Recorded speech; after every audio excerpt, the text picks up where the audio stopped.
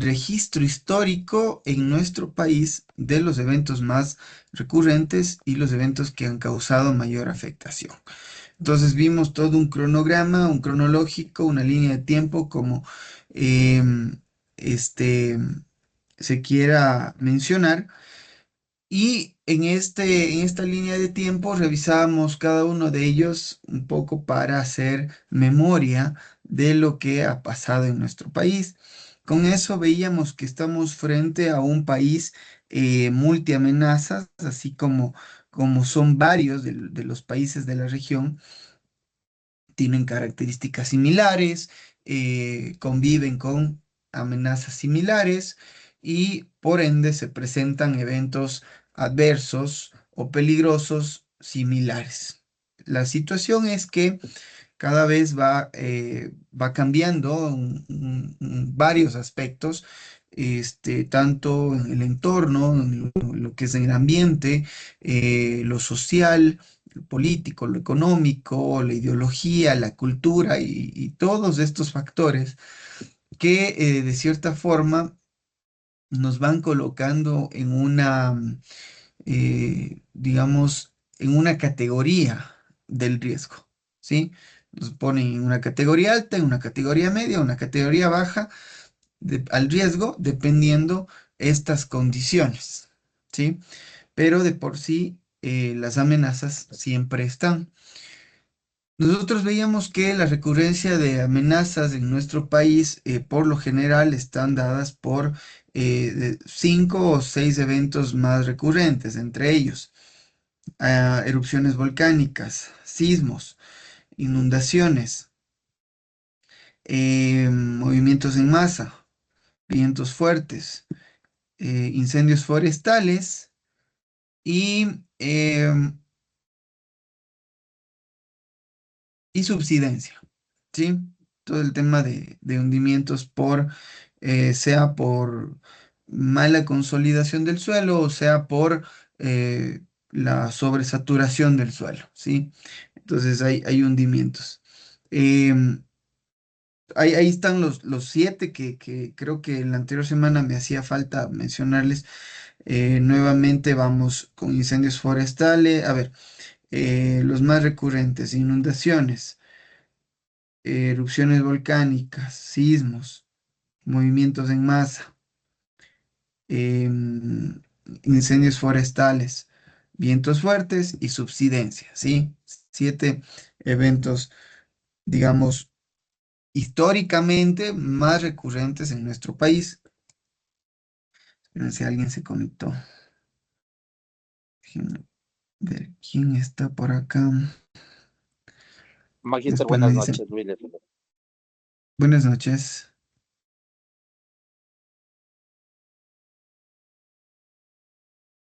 Ya. Si es que se me quedan en sala de espera y después no les permite ingresar. Ok. Entonces, en vista de todo esto que les decía, estos 7 eventos más recurrentes que históricamente ha tenido el país, em, todo el tema de preparación a nivel institucional, a nivel operativo, se ha enfocado en eso, ¿no? En atender las amenazas, en atender las emergencias producto de este tipo de fenómenos. Em, y eso nos ha ido forjando, nos ha ido preparando en diferentes aspectos de actuación, ¿sí?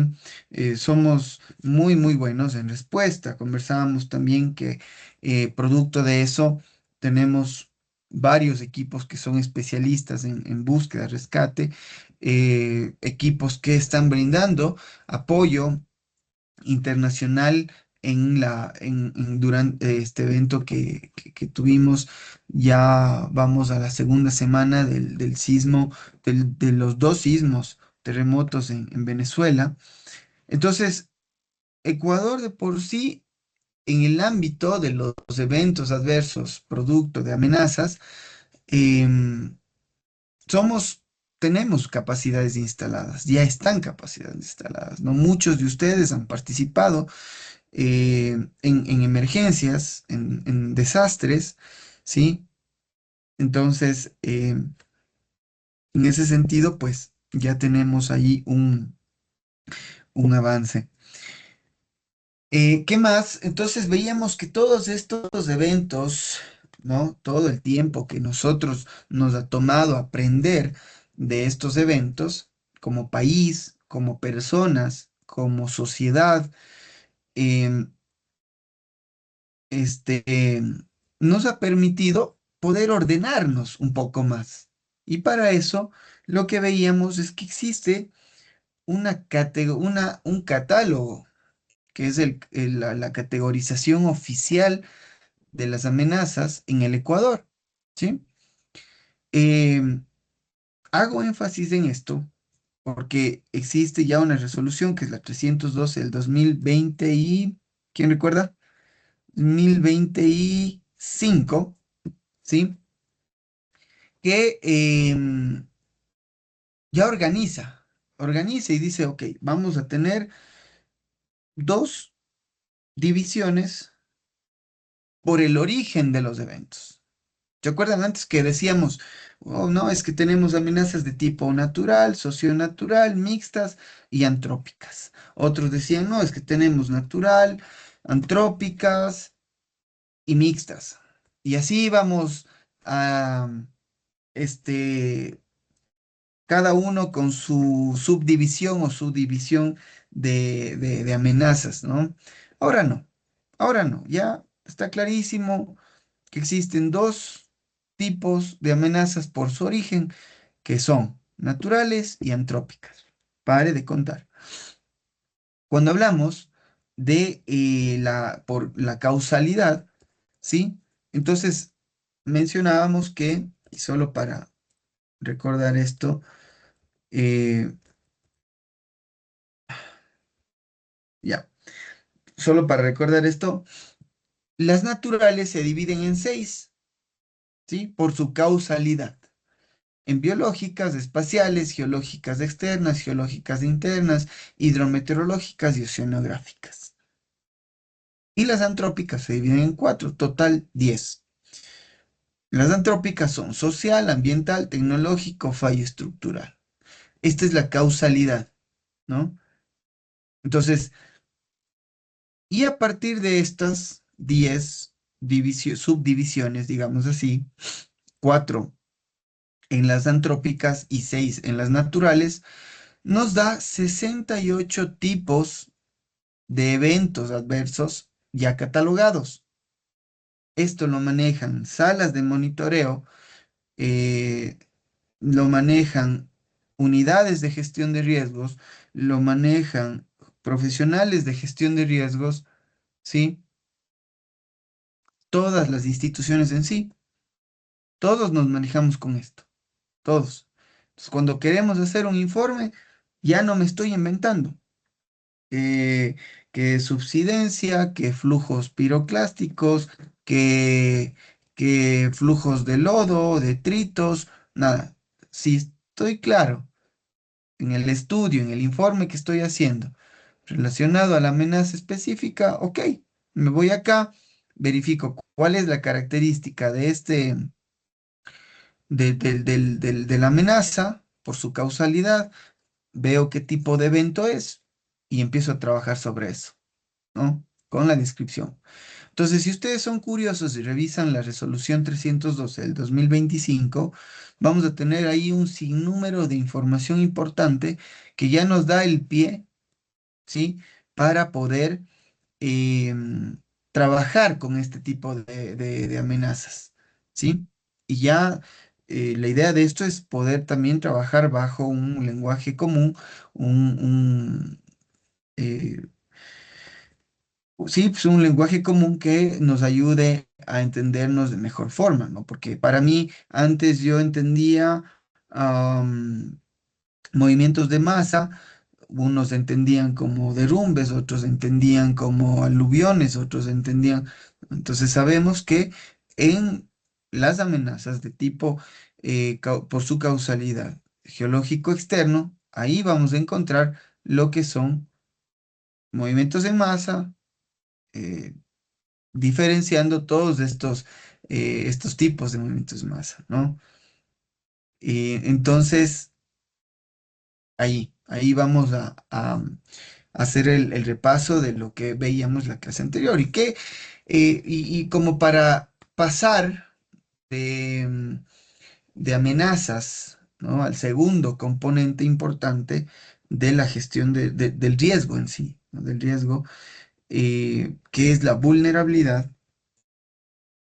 Entonces, entendemos a esta vulnerabilidad primero como un complemento, una constante dentro de esta fórmula, ¿sí? Que, eh,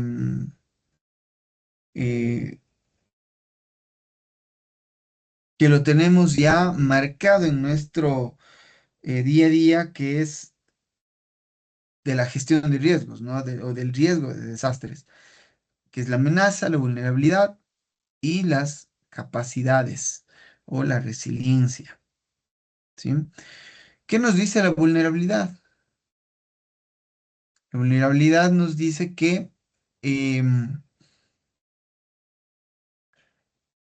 son las características y circunstancias de las comunidades, territorios o infraestructura que los hace susceptibles a los efectos dañinos de un evento adverso. Estas características y circunstancias pueden ser físicas, económicas, culturales, sociales, entre otras.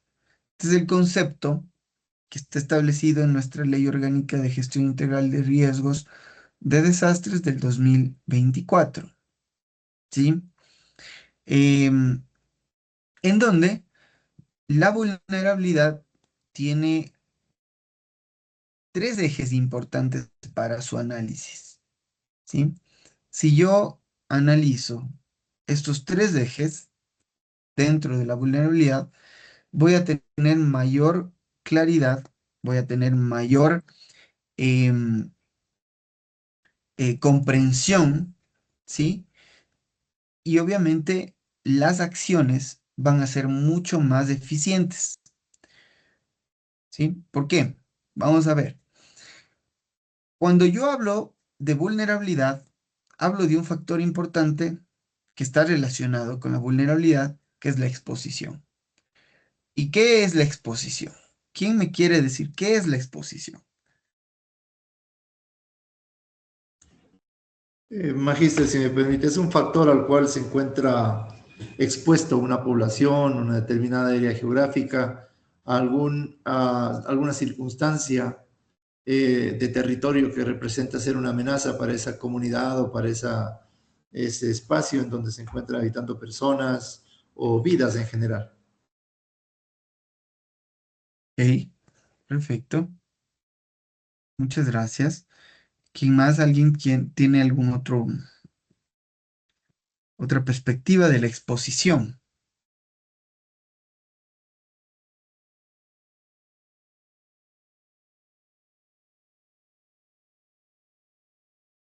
¿No?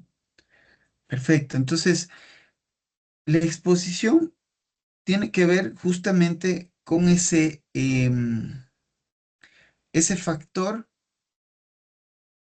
de acercamiento respecto al territorio, ¿sí? Entonces, yo eh, tengo un espacio en donde existe ciertas condiciones en el entorno, ¿sí? Y em, yo tengo una cercanía a ese espacio. Si ese espacio cuenta con las condiciones óptimas para habitar, yo no voy a tener inconveniente alguno. Si ese espacio, ¿sí? En cambio, tiene condiciones negativas para vivir, yo voy a tener problemas.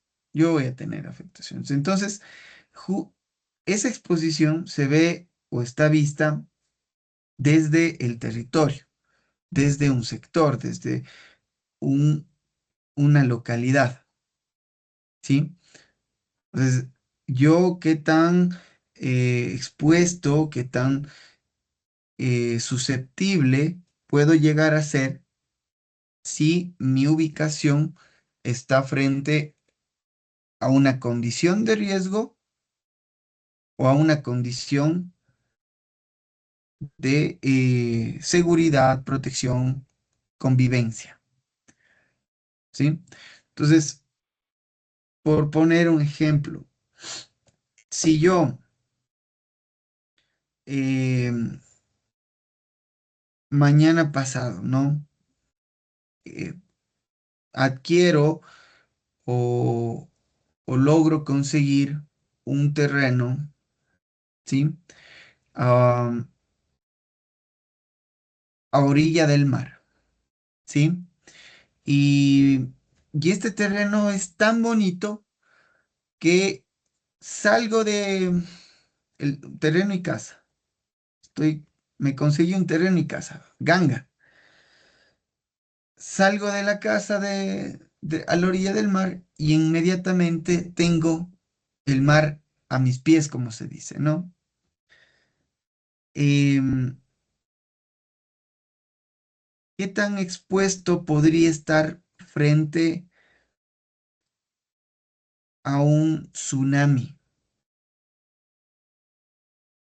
Muy expuesto, ¿sí? Voy a estar muy expuesto porque por la localidad, ¿no? Por la cercanía, por la condición del espacio, ¿sí? Y de pronto, pues, las condiciones también de la infraestructura no van si no están dentro de los parámetros de seguridad, de protección, de pronto no me va a servir de mucho para proteger mi integridad, ¿no? Entonces, voy a estar expuesto, altamente expuesto. Pero si en ese mismo espacio de terreno, de lugar, conseguí un terreno en una zona alta, en donde eh, he realizado un muro, ¿sí? Tengo accesibilidad para poder evacuar de forma rápida hacia las zonas más altas y protegerme, ¿sí? Y producto también de un análisis previo, construí una vivienda pues bajo algunos estándares, con profesionales, eh, bajo cálculos estructurales, materiales sismo resistentes. Bueno, traté de que la inversión me genere seguridad y sea sostenible a futuro. Ese era mi enfoque. ¿Qué tan expuesto estoy en ese caso? Muchísimo menos, ¿sí? Muchísimo menos. Entonces, a veces, claro, a veces lo bonito, lo ideal, ¿sí? Se convierte también en un riesgo. Por eso el análisis es justamente desde todas las perspectivas de la vulnerabilidad. Eh, entonces, la exposición va por ahí, en el espacio, en el lugar donde yo estoy ubicado. ¿Qué tan, como decía el compañero, qué tan expuesto, ¿no? La misma palabra le dice, qué tan expuesto, qué tan relacionado estoy con el entorno y ese entorno, qué situaciones de peligro me pueden generar y afectar.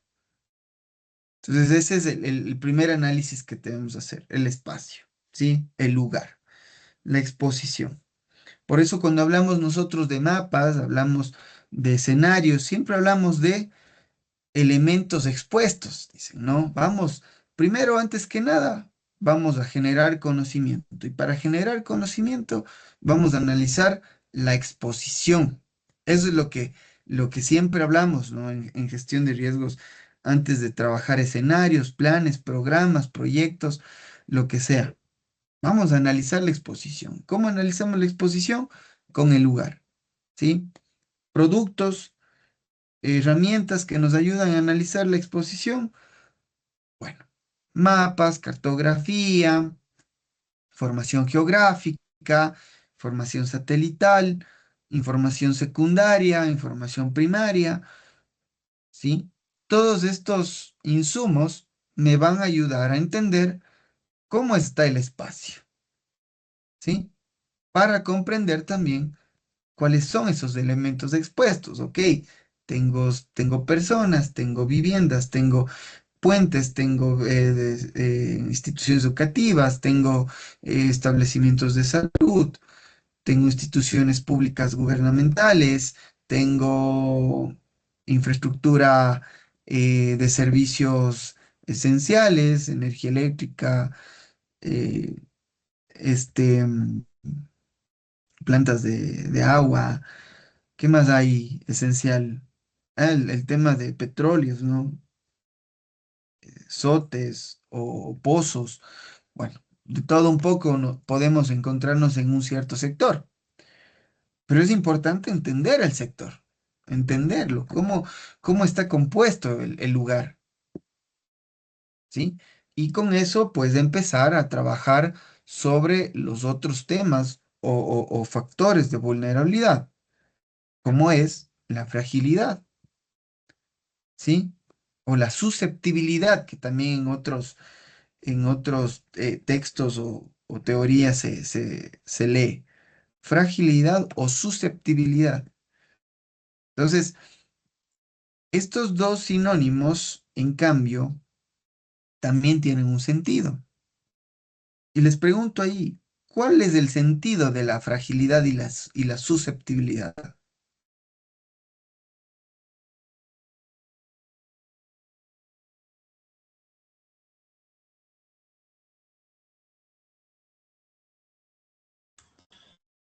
Magíster, fragilidad tal vez hace referencia a las condiciones que tiene un espacio geográfico o un espacio físico en relación al factor que representa ser una amenaza.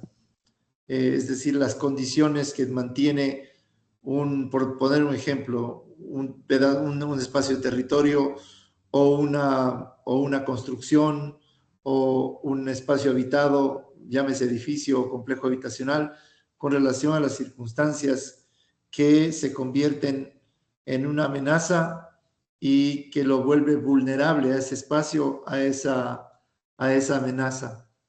Creería que eso se refiere a lo que es fragilidad. Ok, muchísimas gracias, Severo.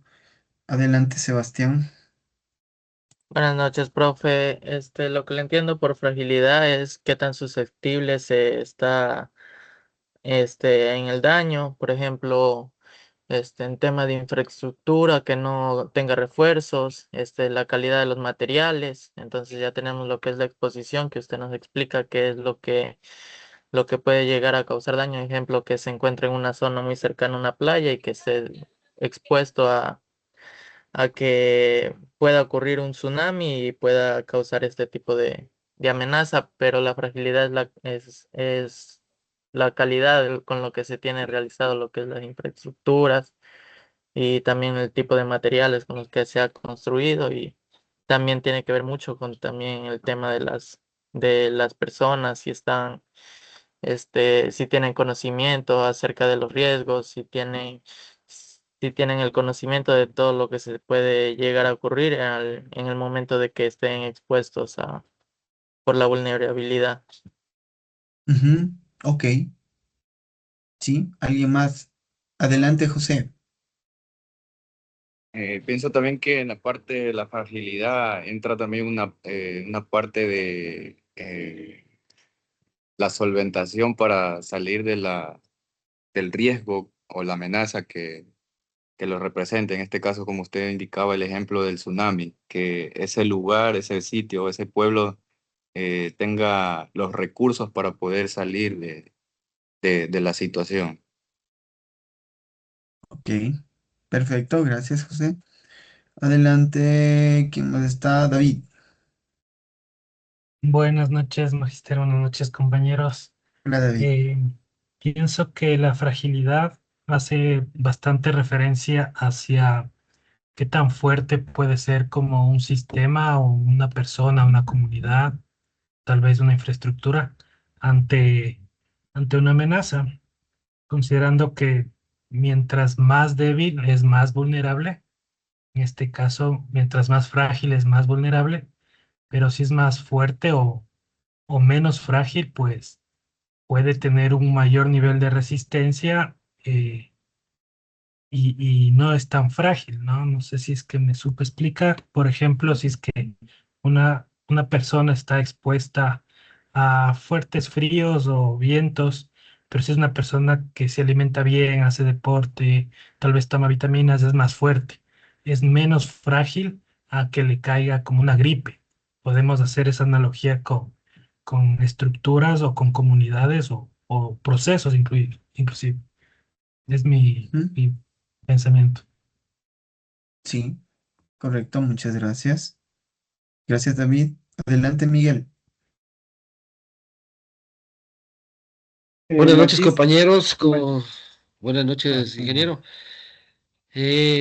Con la fragilidad, yo entiendo que es la debilidad que pueden tener las personas, las infraestructuras, el ambiente donde se puede generar una amenaza, como por ejemplo lo que puso hace un momento acerca del mar. Si nosotros en una infraestructura que construyamos frente al mar no hacemos un buen mejoramiento del suelo, pues esa infraestructura va a estar en un mayor riesgo. Ujú. Ok, ok, sí. Creo que estamos todos. Perfecto. Entonces, Me permite, Magister, tengo levantada la mano. Miguel Viera. perdón, mil disculpas, Miguel, adelante, no le vi. Sí, Discúlpeme, ¿cómo no lo vamos, puedo ver primero. Magister? Compañeros, buenas noches. Yo pienso que la fragilidad está enmarcada en varios sectores, como podríamos decir en este aspecto sería el fragilidad económica, fragilidad social, fragilidad física. En este caso puede ser un ejemplo, se me viene a la mente de pronto en en un campo, en una montaña donde existían árboles, el desconocimiento de la gente que de pronto es un sector rural, eh, talan los árboles para obtener su medio económico, debilitan la tierra y es por su desconocimiento. Entonces, al momento que realizan eso, están debilitando el suelo como tal de la montaña. Y eso a posterior puede causar los efectos de los deslaves, derrumbes y causar situaciones catastróficas de la población que está al pie de esas montañas. Entonces, en ese sentido es la fragilidad económica, social, física del terreno como tal. Ese sería mi Ok, aporte con muchas gracias, Miguel. Gracias a todos. Importantes aportes desde diferentes puntos de vista. Solamente quisiera acotar a lo que ya lo han dicho. Em, Entendamos a la fragilidad o susceptibilidad. Son sinónimos, ¿sí? Y claro, cuando nos pregunten o charlemos sobre el tema, hay que entender que estos son sinónimos, tienen el mismo significado porque tanto la fragilidad como la susceptibilidad es una condición que tiene algo o alguien. Es una condición. Acuérdense que la exposición está relacionada al espacio, al lugar, a la zona, ¿sí? ¿Qué la zona, qué condiciones presta? En este caso, hablando de gestión de riesgos, la zona, el sector, la ubicación, qué condiciones de riesgo prestan para que exista una afectación. Eso es la exposición, ¿sí? La fragilidad o susceptibilidad es una condición que tiene una persona, un servicio, un bien, quien sea que pongamos como ejemplo, em, frente a una fuerza externa, ¿sí? A un hecho, a una acción, a una situación. Entonces, repito, la fragilidad o la susceptibilidad es una condición que tienen las cosas, las personas, los servicios frente a una fuerza externa, acción, condición o situación, ¿sí? Entonces, si voy por ese camino, el ejemplo muy sencillo de ustedes y me quedo o voy a topar el de David. Si tengo dos deportistas, ¿no? O dos personas, no dos deportistas, dos personas. Una persona, ¿no es cierto? Tiene buenas condiciones físicas porque juega fútbol los sábados o los domingos. La otra persona, en cambio, es deportista eh, de alto rendimiento que entrena varias modalidades de deporte, ¿sí? Entonces, claro, en alguna ocasión hubo, las condiciones climáticas no se prestaron, el uno salió a jugar fútbol el domingo, le cayó la lluvia, regresó a la casa y se sentía mal. El otro, en cambio, fue a hacer su deporte, asimismo el domingo, le cayó lluvia, regresó a la casa y no pasó nada. ¿Quién creen que de las dos personas es más susceptible a enfermarse? Por el frío, por las condiciones, por la humedad, por todo. ¿El futbolista o el deportista de élite? El futbolista. El futbolista, ¿no? Muchos dirán, bueno, claro, por supuesto, ambos hacen deporte, sí, ambos hacen deporte, ¿sí? Pero recuerden que eh, el entrenamiento, siguiendo el ejemplo, el entrenamiento, las condiciones frecuentes para el entrenamiento entre un deportista y el otro deportista siempre van a ser diferentes. Por lo general, el de alto rendimiento está expuesto a condiciones muy difíciles de entrenamiento. En cambio, el futbolista, bueno, entrena, no, tampoco es que entrena, no solo juega fútbol los domingos por hobby, porque le gusta. Entonces, obviamente, el cuerpo está, eh, digamos, no tiene ese ejercicio como el otro deportista, como la otra persona. Entonces, lo mismo pasa acá. No es lo mismo hablar de personas que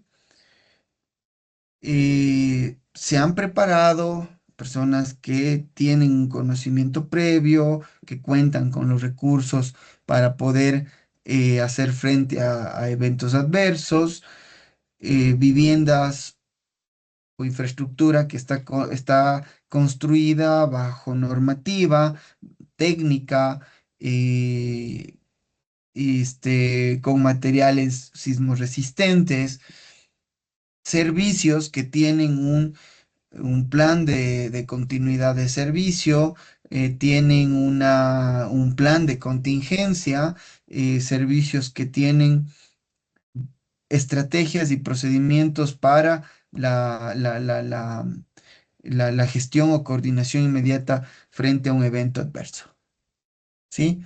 Van a estar obviamente menos o van a ser menos susceptibles a los efectos de un evento, a a esa fuerza externa, a esa acción externa o situación que pueda darse.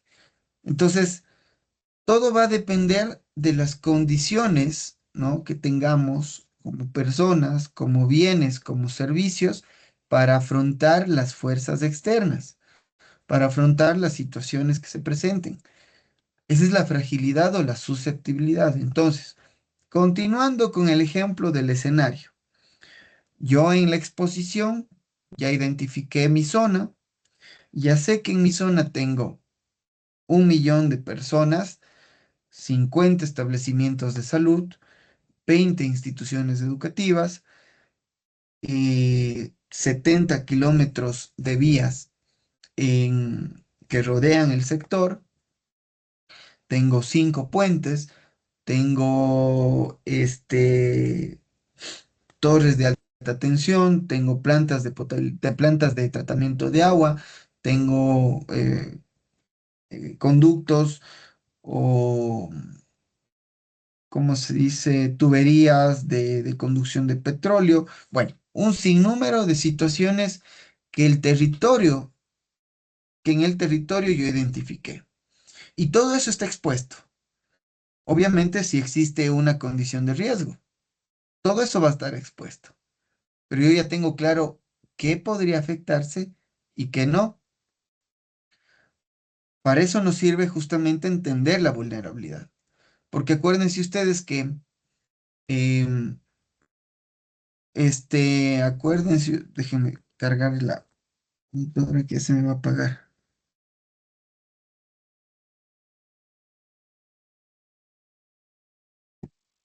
Ya, acuérdense ustedes que todo este proceso, ¿no?, de análisis viene enmarcado en esta fórmula exacta de Sanahuja que ya en los 80s ya, ya estableció, ¿no? Ya se hablaba de la gestión de riesgos en los 80s, ¿no?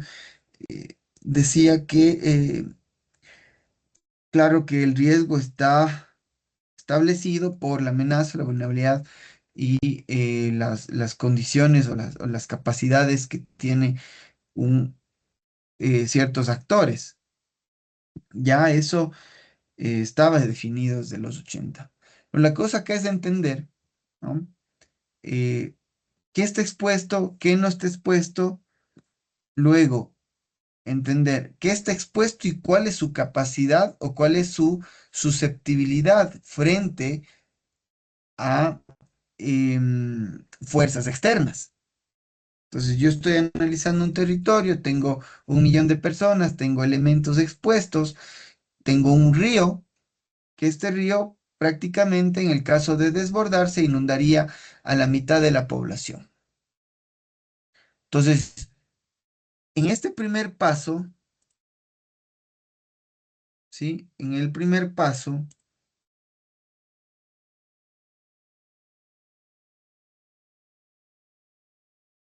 se active, a ver, actívate.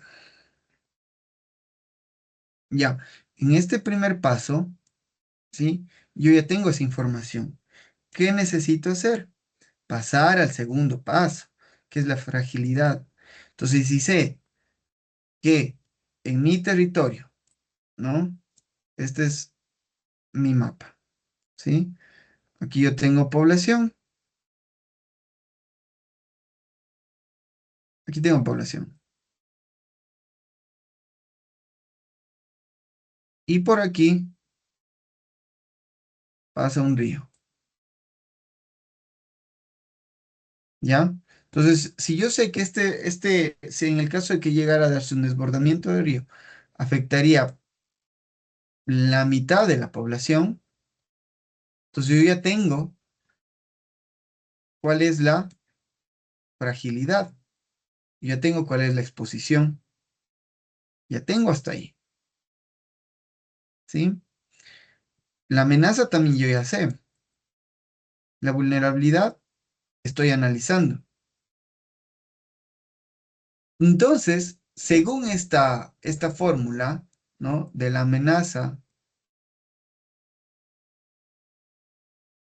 por la vulnerabilidad igual riesgo sobre resiliencia, ¿sí? Me hace falta analizar esta partecita de acá, la resiliencia. Esta partecita de acá que no se borra.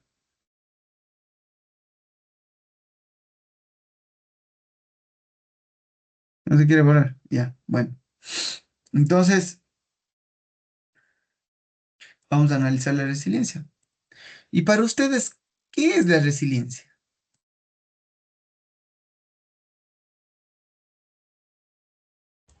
La Es la capacidad de capacidad que recuperarse de un evento adverso. bueno, Ah, ok. Es la capacidad de respuesta que puede tener una comunidad a Miguel, no le escucho muy bien. Acérquese un poquito más. Es la capacidad que puede tener una comunidad para afrontar una fragilidad o una exposición. Perfecto. Ok, es la capacidad para afrontar. ¿Qué más?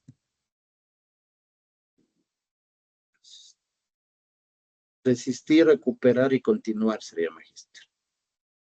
Resistir, recuperar y continuar. Ok, entonces hablamos de una capacidad, ¿no? ¿Y qué más? ¿Algo más?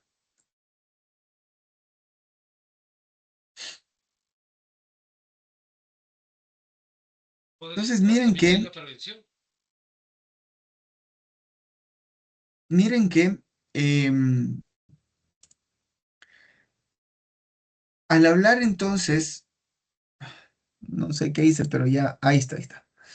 Ya, al hablar entonces de resiliencia, ¿sí? Al hablar entonces de resiliencia, esto que está acá, nosotros estamos hablando de una capacidad, ¿sí? Para adaptarnos, resistir, recuperarnos, continuar. Todo esto, ¿sí? Todo esto se resume en esto, en esa capacidad que creamos, que construimos, que elaboramos al momento ¿de qué? De hacer esto, de hacer esto. Gestión de riesgos. Entonces, claro, continuando con el ejemplo, yo ya tengo la exposición, ya sé cuáles son mis elementos expuestos, ya tengo la amenaza sobre qué estamos trabajando, se trata de un desbordamiento, y por acá necesito obligatoriamente que no hayan daños, que no hayan pérdidas, que no haya ningún tipo de complicaciones en la gente que está aquí. ¿Qué tengo que hacer? Crear capacidades para monitorear, ¿sí? Para alertar, para actuar o responder. Pero todo esto bajo un eje de prevención y reducción de riesgos, o de reducción de riesgos, si queremos ya englobarle en un solo componente o proceso, ¿sí? Entonces aquí la gente tendrá que saber primero si está o no en zona de riesgo. Para yo saber si estoy o no en zona de riesgo, ¿qué tengo que hacer? Es delimitar mi zona de riesgo. Entonces las personas, ¿no? Pongámosle dos franjitas porque está fuerte el caudal. ¿No ven lo que pasó en Zamora Chinchipe? Terrible, ¿no? Y miren, entonces, primero, delimitar la zona de riesgo. Entonces yo ya sé cuántas personas, cuántas vías, ¿sí? Cuántos, eh, hablemos también en medios de vida, productividad, que es importantísimo. Todo eso tenemos que analizar, medios de vida, a qué se dedica la gente, productividad, qué hace, cómo se gana el pan de cada día, cuál es su sustento económico, cómo son sus relaciones sociales. Todo eso no es solamente ya analicé la amenaza, la vulnerabilidad y listo, aquí evacúen. No, no, no. Es un proceso largo que yo tengo que trabajarlo. ¿Para qué? Para generar resiliencia. Resiliencia en todos sus enfoques, ¿no? En el enfoque de, ya les decía, ¿no? La reducción de riesgos, las alertas, la preparación, cómo actuar, cómo responder. Entonces, ya una vez que está todo esto listo, sé que habré hecho resiliencia y la gente, una vez que tengamos una alerta, ¿sí? De que esta alerta funcione, la gente va a empezar a evacuar. Va a evacuar, ¿no? Va a evacuar a zonas fuera de la zona de afectación ¿A dónde? A los puntos de encuentro de pronto, no, de pronto a los puntos de encuentro, si no, a un albergue temporal, ¿sí? Si no, a familias acogientes, dependerá el contexto y la planificación territorial en términos de gestión de riesgos que se tenga. Pero es que este es el trabajo que tenemos que hacer, ¿sí? Este es el trabajo que tenemos que hacer. Entonces, por un lado, miren todo el tema de entender la amenaza. Luego, entender estos factores de vulnerabilidad que está expuesto, el contexto social, ¿sí? Delimitación de las zonas de peligro. Luego, ¿qué tan frágil es? Ahora, hablando de fragilidad, también me estaba olvidando de algo. Yo puedo también mitigar y capaz me funciona. Y para mitigar yo puedo establecer, yo que sé, por poner así, voy a hacerlo medio exagerado, pero, perdón, el pulso ya a estas horas, ya, este es mi muro. Yo puedo elegir también un muro de gaviones, puede ser un enrocado, lo que el experto, especialista estructural me diga. Entonces yo puedo establecer esto ya una obra de mitigación, haciendo que esta gente esté protegida. ¿Qué hago ahí? Reduzco la fragilidad. La exposición no. Pilas con eso. La exposición no. La fragilidad. ¿Sí? Mientras todos estos caballeros no o permanezcan en un lugar de, dentro de la zona de exposición, ¿sí? Delimitada con amarillo, yo no estoy eliminando la exposición. Estoy reduciendo la fragilidad o la susceptibilidad, ¿ya? Pero como ellos tienen ya capacidades, han dicho, bueno, yo ya sé cuándo va a estar la alerta, yo ya sé qué tengo que hacer en cada tipo de alerta, solamente lo que necesito es activarme y evacuar hacia los puntos de encuentro que ya están definidos. Entonces, ok, ¿qué he hecho? He trabajado en resiliencia. Entonces la gente va a tener ya un mayor nivel de resiliencia. ¿Qué pasa si el evento se da y no funcionó nuestra planificación? ¿Sí? También tiene que ser parte de nuestro escenario. Recuerden que los escenarios no se planifican solamente con acciones que puedan prevenir, sino se planifican con acciones que no pueden prevenir o escenarios, los peores escenarios que pueden afectar, ¿sí? Ya cuando nosotros estamos en ese proceso, lo que tenemos que hacer es también generar resiliencia, porque alguien decía, puede ser para adaptarme, recuperarme, esto es clave, resistir y recuperarme, decía, ¿no es cierto? Adaptarme, resistir y recuperarme. También entra la resiliencia ahí. Adaptarme, resistir y recuperarme. ¿Sí? ¿Y cómo va a ser esta recuperación? Debe ser lo más pronta posible. Eso es también resiliencia. Poder recuperarnos, poder adaptarnos, poder restablecernos lo antes posible. ¿Sí? Y eso tiene que ver, en cambio, con otros factores, que bueno, ya luego lo iremos desarrollando un poco más, pero son factores más del ámbito económico y social que también están relacionados con el desarrollo. ¿Sí? Entonces, estamos hasta ahí. Preguntas, consultas, inquietudes, está claro. Se entendió la diferencia de exposición y vulnerabilidad. ¿Hay alguna algún aporte que quisieran de pronto comentarnos frente a estos dos. Ahora, ¿se entendió? ¿Teníamos todos claridad de esta diferencia? ¿O, o, o, o-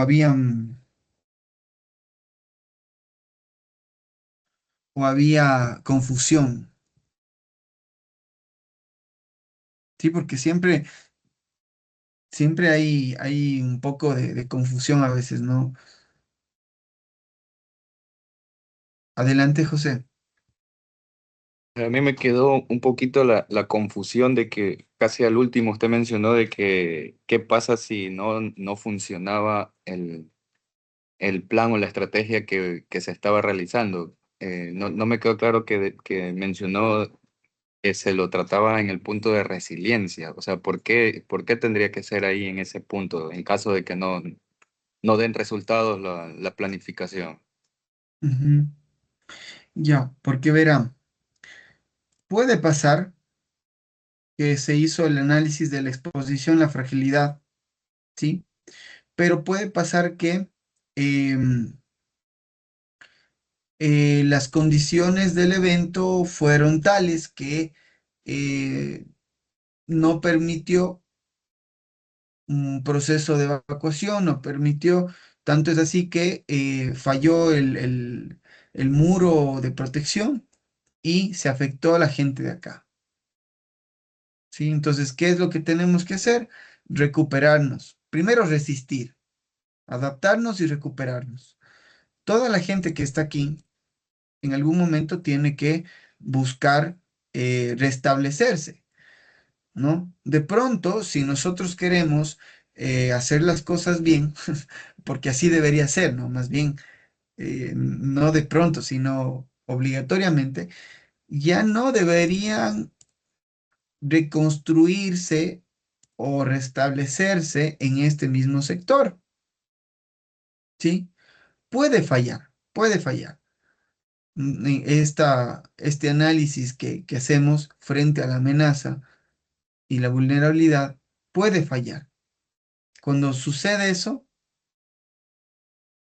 debe existir una capacidad instalada en la gente, en las instituciones, en todos los que van a hacer frente y atender esta situación, este evento. Entonces, ahí lo ideal es trabajar sobre resiliencia. ¿Por qué? Porque la resiliencia tiene conceptualmente em, su enfoque de adaptarse, resistir y recuperarse. Entonces, la gente que se logra recuperar oportunamente, rápidamente, eficientemente de un evento, es porque es resiliente, es porque tiene justamente esa capacidad de poder buscar nuevamente restablecer sus condiciones de vida, ¿sí? Entonces, por ejemplo, em, un caso de éxito, mm, mm, mm, mm,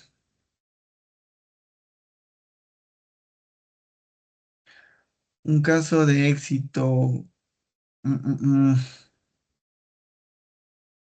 por ejemplo, em, bueno, tiene mucho que ver el tipo de evento, pero en la Gasca, cuando fue lo de la Gasca en 2022 y 2024, em,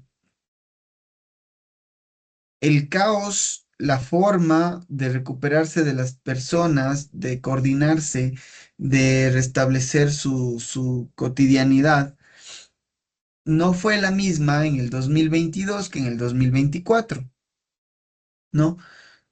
Justamente todo esto se da porque en el 2024 se da un evento donde su última vez se había dado en los años 70, 60, 70, ¿sí? Y volvió a darse en el 2022. Entonces, claro, la gente eh, prácticamente ya se había olvidado de cómo, si está en zona de riesgo, no está en zona de riesgo y qué tiene que hacer, no sabía qué hacer. Y capacidades de resiliencia en esa época con la gente del 2022, nula, cero, ¿sí? En cambio, ya cuando pasó el 2022, nuevamente el aluvión del 2024, en el 2024 la gente se organizó y mucha gente ya no salió a curiosear, ya la gente se quedó en sus viviendas, escaló o, ¿cómo se dice? Evacuó hasta las zonas altas de sus viviendas, algunos, otros avanzaron a los puntos de encuentro que ya estaban marcados. Entonces, claramente, de los 23 fallecidos del 2022 al 2024 fue abismal, porque hubo un fallecido en el 2024, a 23 creo que fue, o 26 creo que fue en el 2022. Entonces, que hace falta preparación, que hace falta resiliencia, sí, pero ya la gente tiene mayor capacidad. Eso es resiliencia, ¿sí? Lo mismo las instituciones. La respuesta del 2022 a la respuesta del 2024 fue otro panorama, a pesar de que hubieron fallas, sí, pero ya fue otro panorama. Ya una mayor organización, ya se estableció un puesto de mando unificado, eh, perdón, único, ya se estableció la activación de las mesas técnicas, los grupos de trabajo, em, ¿sí? Ya la asistencia humanitaria se entregó bajo levantamiento de los EBIN, ¿sí? Entonces, en algo ya mejoró. Entonces, Leo, esas son las condiciones que nosotros vamos generando de capacidades para adaptarnos, resistir y recuperarnos. Y eso es resiliencia, ¿sí? Entonces, es eso, es eso. Ahora, claro, todo esto, como les decía también, la resiliencia tiene mucho que ver con otros factores. Muchas veces o más bien uno de los principios elementales de la recuperación es no volver a construir el riesgo, que también es resiliencia, ¿sí? No volver a construir el riesgo, como les decía en el ejemplo que estábamos tratando, si ya tuve una afectación, por ejemplo, en Zamora Chinchipe, ¿no? Con eh, es desbordamiento del río, si no estoy mal, ¿no? Entonces, yo en ese sector, de aquí en unos meses, durante el proceso primero de búsqueda, rescate, salvamento de las personas que están desaparecidas actualmente, que la atención de las familias damnificadas, ¿sí? Pero lo que no podría pasar es volver a establecer ahí viviendas, ¿no? Sabiendo que ya es un lugar expuesto a eventos de desbordamientos, ¿no? Y que podría de aquí en unos años volver a pasar y volver a tener las mismas afectaciones, ¿sí? Entonces, esas cosas son propias de un análisis de vulnerabilidad, de esto que estamos haciendo. Em, ¿Qué más? Vean, por ejemplo, la resiliencia de la población en la zona costera a partir del terremoto del 2016. ¿Hay resiliencia? ¿Hubo resiliencia o qué pasó?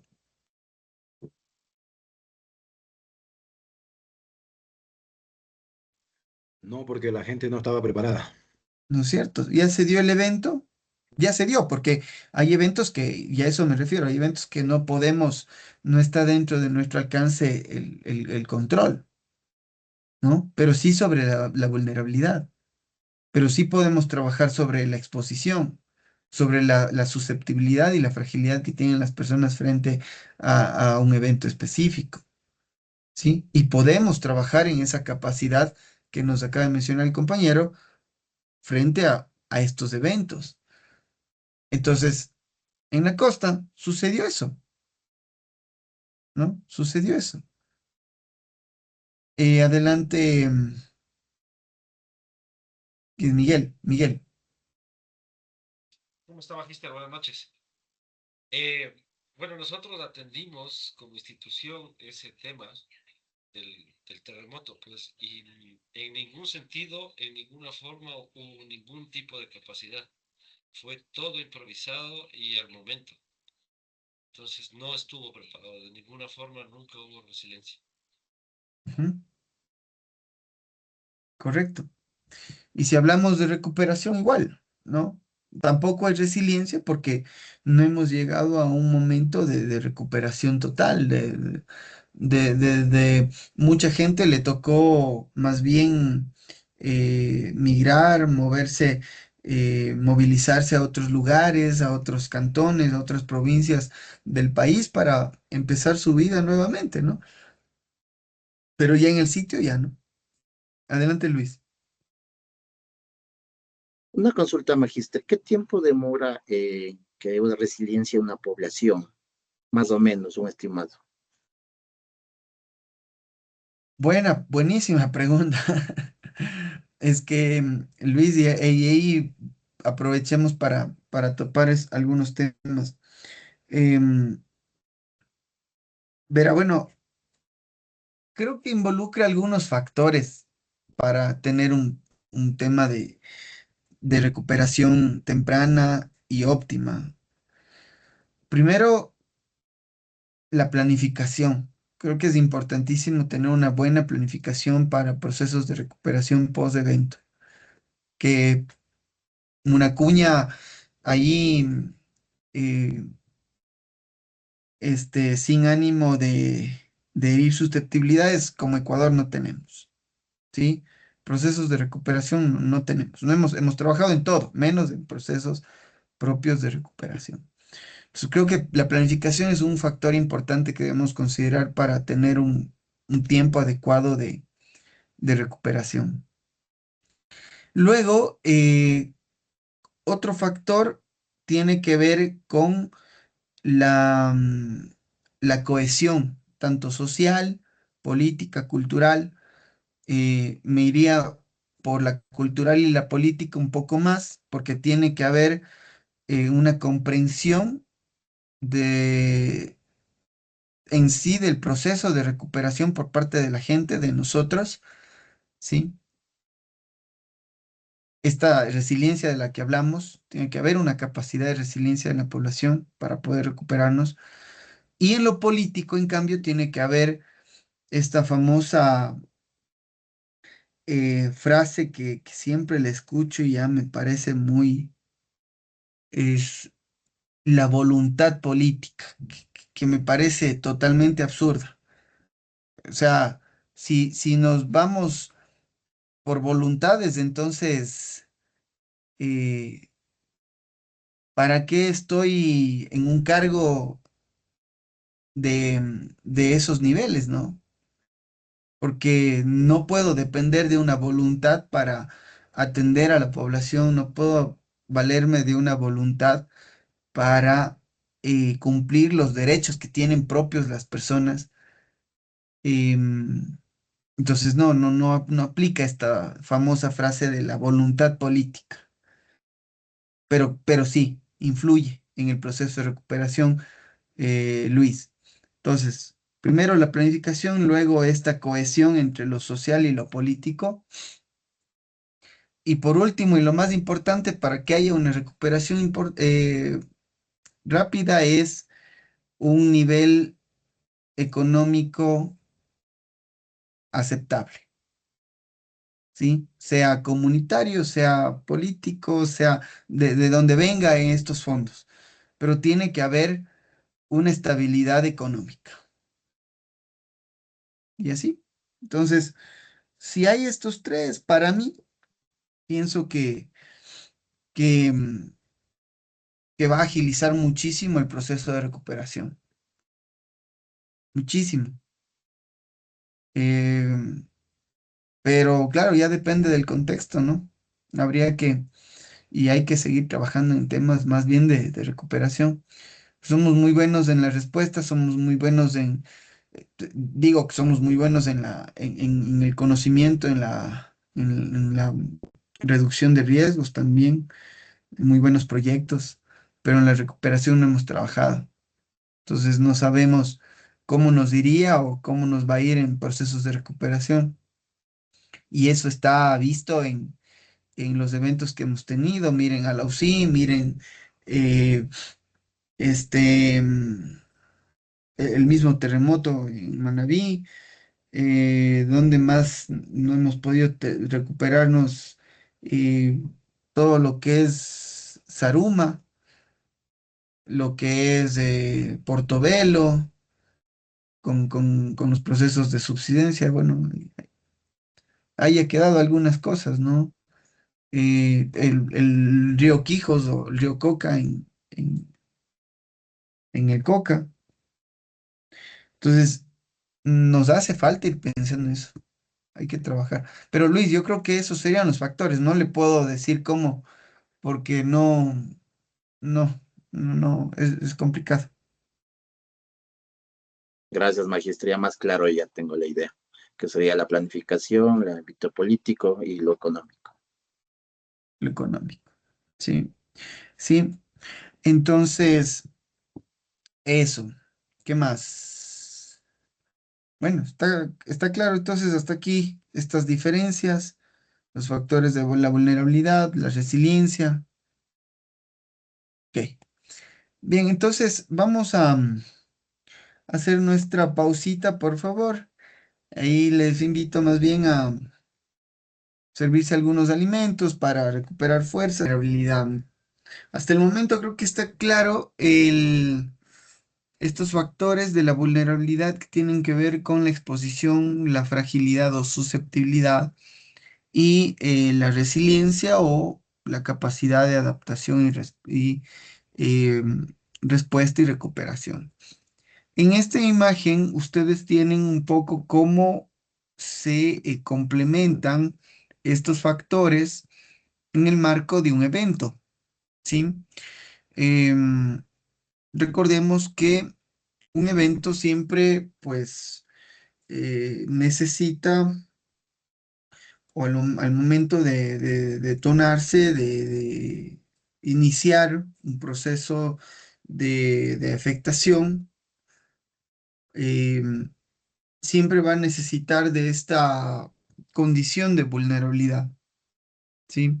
Siempre que no haya vulnerabilidad o haya vulnerabilidad mínima, pues lo que se viene denominado riesgo en sí, conocido como la probabilidad de que haya afectaciones, de que haya daños, de el resultado en sí. Entonces, dentro de este tema de los factores del riesgo, como es la amenaza, la vulnerabilidad, la exposición, digamos, de cierta forma tiene que ver con todo lo que está en un lugar determinado, un espacio, como veíamos. Y ahí hablamos, claro, del entorno, de los ecosistemas, la población, la infraestructura, sistemas, bienes, entre otros elementos que podrían estar expuestos. En cambio, en lo que es la fragilidad, sí, podemos tener fragilidad física, socioeconómica, ambiental. Esto dentro de lo más frecuente, ¿no? Más recurrente. De ahí, como ustedes conocerán, hay varios factores de vulnerabilidad.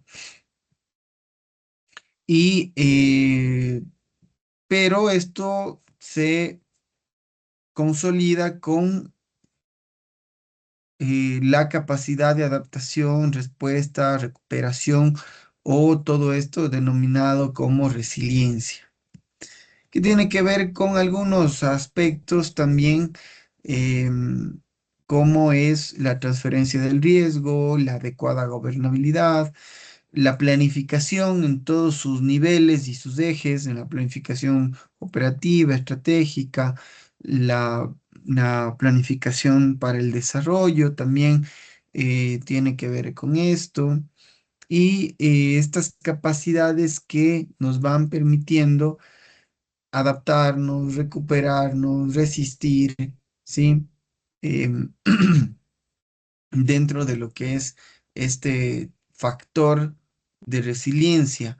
Entonces, esto consolida prácticamente lo que son los factores de la vulnerabilidad. La vulnerabilidad es todo esto, involucra todo esto. Por eso es una temática bastante amplia, bastante de análisis. em, y como les decía, pues a partir de los 90 para acá, em, ya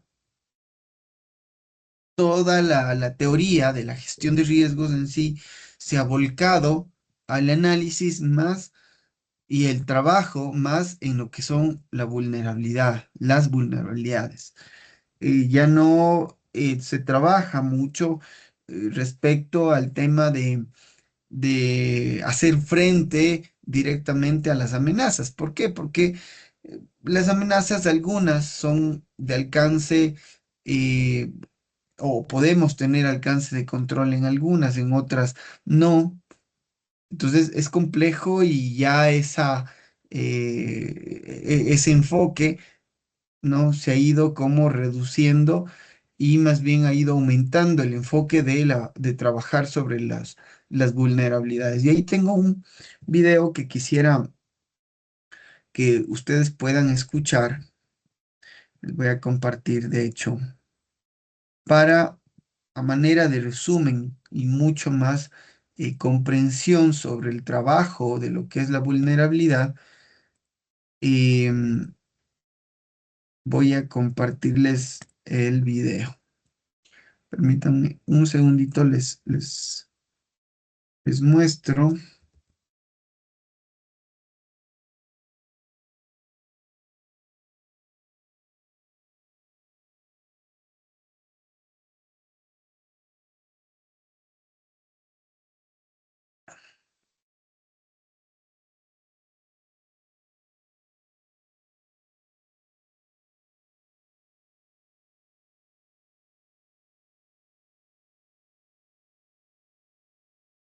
No sé dónde van a pasar la noche. Si hay problemas de audio, por favor, me comentan. ¿Qué es lo que trata este video? Bueno, y ahí les pido bastante atención porque es una entrevista que le hacen al ingeniero Ricardo Peña Herrera. Él fue subsecretario de Reducción de Riesgos, si no estoy mal, en, bueno, hace 9 años atrás. Entonces, em, tiene clarísimas estas perspectivas que creo que es uno de los videos más explicativos respecto a lo que son las amenazas, la vulnerabilidad. De pronto alguien de ustedes ya lo ha visto, pero les pido por favor tomar apuntes de algunos aspectos que son importantes. Eh, Obviamente es un video de refuerzo, entonces nos va a servir para todos los temas que vamos a irlos tratando a continuación. Entonces, vamos a escuchar y a ver.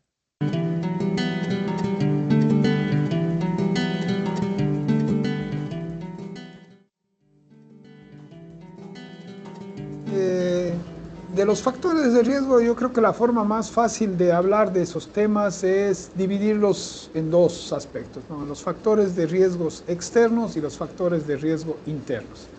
Los externos van hacia lo que se denominaría los fenómenos de origen natural, fenómenos de la naturaleza, que se convierten en amenazas cuando una comunidad, una sociedad o un sistema está expuesto a los mismos. Entonces, obviamente, la lluvia per se no es una amenaza. Exceso de lluvia o déficit de lluvia se convierten en amenaza. Entonces, estos factores externos son claves o es el punto de partida para entender el tema del riesgo. Los factores externos son los de origen natural y pueden hablarse de los factores. O sea, hay diferentes formas de clasificarlos, diferentes formas de estudiarlos. Hay tipologías dependiendo de autores que los tratan, pero en general hablamos de factores geológicos, factores hidrológicos, factores meteorológicos, factores biológicos que desencadenan en desastres o en riesgo, ¿no? Entonces estamos hablando de los geológicos, de la geología interna, tema sismos, tema volcanes, de la geología externa, todo lo que es de remoción en masa, háblese de deslizamientos, hundimientos, problemas de suelo, licuefacciones, flujos, avalanchas, etc. Por otro lado están los hidrológicos, todo lo referente al agua, tema de ríos, crecientes, inundaciones, etc. Estamos hablando de meteorológicos, todo el tema del clima, tormentas, granizadas, heladas, en ese aspecto.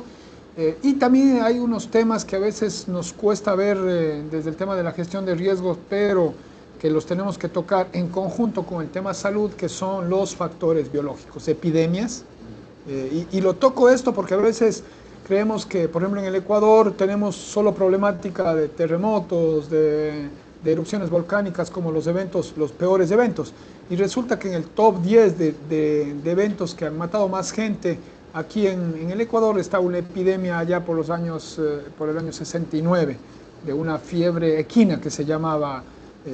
Entonces, esos son eventos y son factores que tienen que ser considerados a la hora de estudiar el riesgo, ¿no? Factores externos. Por otro lado, tenemos los factores internos, los que se convierten en vulnerabilidad. Esta parte, si tú quieres llamarlos, por un lado antrópicos, por otro lado sociales o socioambientales, etcétera, que incrementan o van a disminuir el tema del riesgo. ¿A qué nos referimos con eso? El tema empezando por la demografía. Cuando la población se asienta en un área de riesgo y eso crece sin control alguno, el crecimiento urbano, sin planificación, es uno de los problemas grandes que estamos teniendo ahora, ¿no? Y eso simplemente hace que el riesgo se incremente de manera exponencial. O sea, sí, estamos expuestos a un riesgo al lado de un volcán, como son las ciudades de la Sierra Ecuatoriana.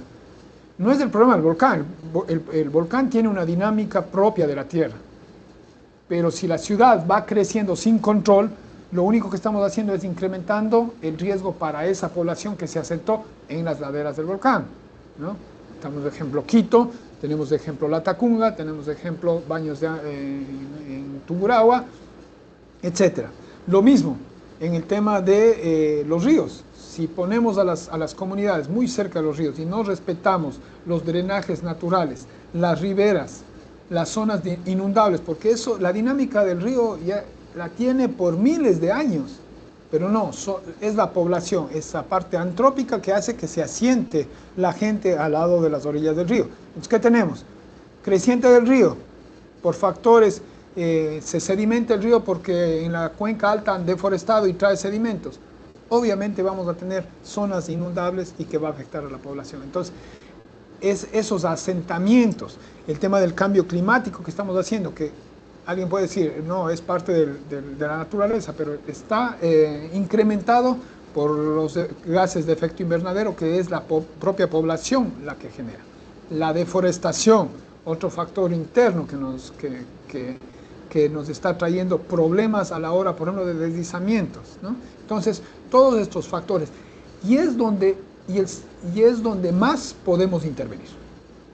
Por eso es que les dividimos en los factores del riesgo a los externos de los internos. Llamamos internos porque en ellos podemos intervenir como sociedad, podemos disminuir el riesgo.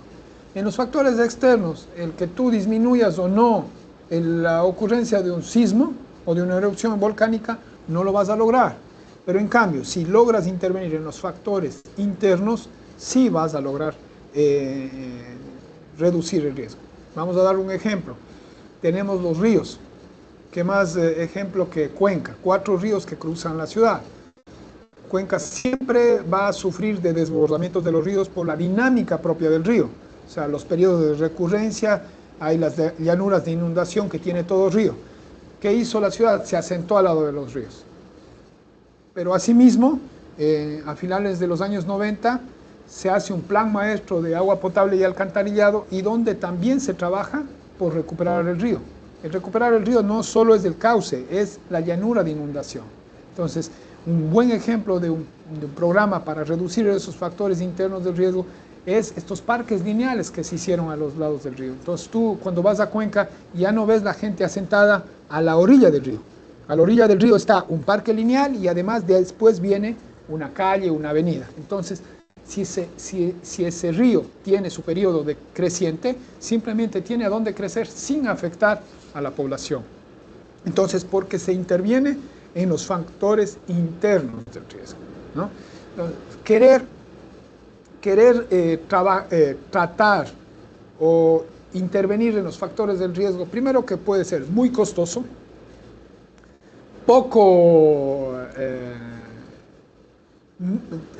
con muy poco impacto, ¿sí? Mientras que en el interno, con bajo costo y con mucho impacto logras que se reduzca el riesgo, ¿no? Entonces, en los años 80, la gestión de riesgo estaba enfocada a obras de mitigación, ingeniería pura y dura, control de inundaciones solo con represas, muros, total venía la creciente de los 1000 años y se llevaba todo. Hacían represas y se olvidaban de considerar el tema del terremoto. Y surgieron grandes catástrofes, no hablo por el Ecuador, sino grandes catástrofes a nivel mundial. En China se fueron algunas represas, en el mismo Estados Unidos en los años 70, por tema terremotos se fueron algunas represas, porque el hombre estaba con esa intención de intervenir en los factores externos del riesgo. O sea, intentar enfrentar a esa naturaleza. Poco a poco en los 90 y en los 2000 ya se ha entendido que donde tengo que intervenir es en reducir esa vulnerabilidad. O sea, es en trabajar en estos factores internos. En eso donde la mano de la sociedad, de la comunidad, ha intervenido. Corregir. Tenemos en nuestro país ciudades que han sido construidas sin normativa sismo resistente. En muchos casos porque no había, o sea, iglesias de hace 1 o 2 siglos que están construidas y que son un riesgo potencial, ¿no? A lo mejor por desconocimiento, a lo mejor por lo que haya sido, o por lo que no tenían la tecnología para construir sismo resistente, pero están ahí. Entonces, tengo que corregir eso. No voy a poder hacer que no haya terremotos en el Ecuador, pero sí puedo hacer que mis infraestructuras sean sismo resistentes. Esas malas prácticas constructivas tienen que ser corregidas. Entonces, eso es intervenir en los factores internos del riesgo, en los factores que yo pueda tratarlos, en los que yo sí tenga control sobre ellos, ¿sí? Entonces, ese creo que es un poco la diferencia de estos factores. Y un tema, digamos, yo creería que un tema que sí hay que tratarlos, porque a veces se confunde, el tema de la pobreza. El tema de la pobreza no es directamente un factor de riesgo, no es directo, es un factor indirecto del riesgo. ¿Por qué? No necesariamente una comunidad o una familia pobre es vulnerable per se, no, es por las consecuencias de la pobreza. Por ejemplo, porque no tiene acceso a un suelo en zonas de riesgo bajo o de que no haya riesgo. Entonces le toca ir a ese suelo que es... o a invasiones que son en zonas de riesgo. ¿Pero por qué? Por la presión dinámica de la sociedad, porque necesita dónde vivir. Entonces, tenemos que atacar esos otros problemas de la sociedad. Pero en sí, el tema pobreza, por ejemplo, no es directamente un factor de riesgo. O sea, no le puedo coger a la pobreza como decir, este es el problema. No, para el riesgo, quiero decir para el riesgo. Obviamente que la pobreza desencadena los factores de riesgo, como es el tema del acceso a suelo o de vivienda sismo resistente en este caso, o de acceso a suelo para construcción segura, eh, una planificación urbana más adecuada. Entonces, esos condicionantes hacen que uno pueda trabajar de mejor manera estos factores de riesgo. A ver, en el Ecuador yo diría que en los estudios de los factores externos, es decir, los fenómenos naturales, etcétera, hemos dado pasos bastante grandes. Tenemos muchos estudios de temas de sismicidad, de vulcanismo, de deslizamientos, de muchos, y damos muchos avances. Creo que tenemos un conocimiento bastante extenso en eso. El punto débil ha sido los factores internos. El estudiarlos desde la perspectiva del riesgo, por decir, el crecimiento urbano desordenado. Lo hemos estudiado, pero desde el ámbito de la planificación urbana nada más, de para dónde tiene que crecer la ciudad, de dar espacios estéticos o funcionales a una ciudad, pero no lo hemos visto desde el punto de vista del riesgo. O sea, hacia dónde tiene que crecer una ciudad para reducir el riesgo. Eso no lo hemos visto. Entonces, yo creo que el punto débil del Ecuador es el no estudiar estos factores internos desde el punto de vista de riesgos. Que hay una conciencia mayor en el Ecuador, hay una conciencia mayor. Pero mientras no logremos erradicar el tema de la pobreza para que así, o los accesos, digamos, no tanto la pobreza, podamos dar equidad de acceso, por ejemplo, a suelo, a servicios básicos a la población, vamos a tener esos factores internos todavía enraizados. Entonces, porque si le dices tú a una comunidad, bueno, hágase una casa sismo resistente, pero si no tiene para construir, o sea, si no tiene acceso al suelo, si no es dueño de un terreno, peor aún tiene esa posibilidad. Entonces tenemos que ir solucionando los problemas de acuerdo a las prioridades, ¿no?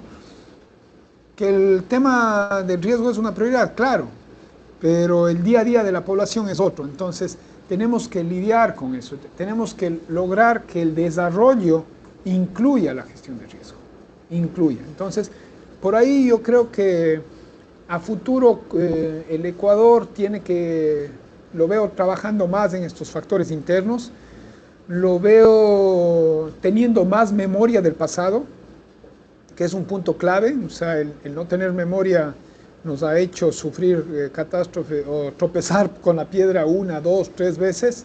Entonces, sobre todo después del terremoto del 16 de abril, yo sí veo al Ecuador con que esto se nos quede en la memoria colectiva, ojo, no en la memoria de los que hacemos gestión de riesgos, sino en la memoria colectiva de lo que pasó y de lo que puede pasar en el resto del país.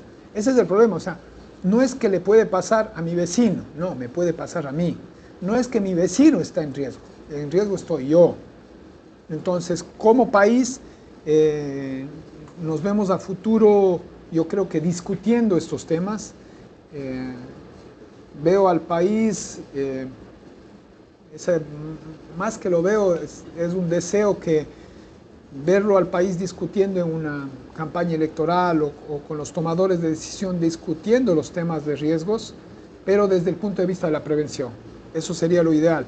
No esperando que pase el siguiente desastre, sino de aquí a 2, 3 años, antes que pase un siguiente desastre grande, discutiendo esos temas, los alcaldes tomando acciones concretas en los factores internos del riesgo, la política pública interviniendo directamente en estos factores internos del riesgo. Por ahí creo que debería ser el deseo de todos los que hacemos gestión de riesgo, y además de que la población sea la primera consciente de lo que tiene que hacer. O sea, no ponerse en riesgo a la población. Por más que haya excusas de que mi prioridad es tener una casa, un lugar donde vivir, yo creo que la vida está por delante de eso, y en ese camino debemos andar.